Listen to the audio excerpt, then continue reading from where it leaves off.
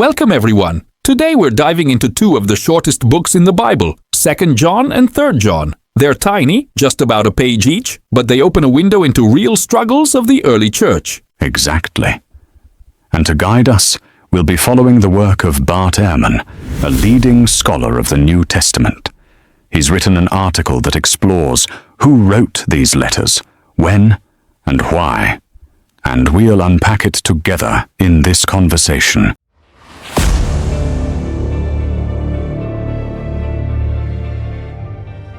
What are 2 and 3 John?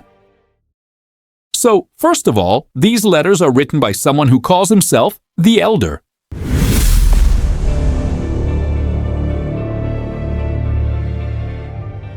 Right. And in 2 John, he addresses the elect lady. Most scholars agree that this isn't one woman, but a symbolic way of talking about a Christian community, probably a house church. That's important. Back then, Christians didn't meet in big church buildings. They met in private homes of wealthier members who could host a group. So when a church split, it was like one house church breaking into two competing gatherings. The problem in 2 John. In 2 John, the elder urges the community to love one another, but also to beware of false teachers. These false teachers denied that Jesus came in the flesh. In other words, they said Jesus was fully divine but not truly human. The elder calls them deceivers and even antichrist.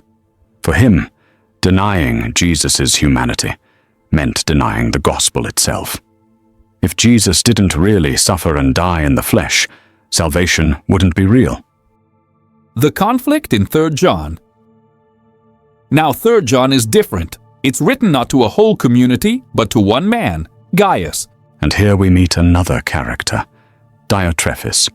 He's refusing to welcome missionaries who are connected to the elder, and he's even rejecting the elder's authority. Meanwhile, Gaius is doing the opposite. He's welcoming and supporting the missionaries. So the elder writes to praise Gaius and encourage him to keep it up, while criticizing Diotrephes. This shows us a real church fight. Hospitality to traveling teachers was crucial in the early church. By refusing them, Diotrephes was undermining the elder's influence and causing division. Who wrote these letters?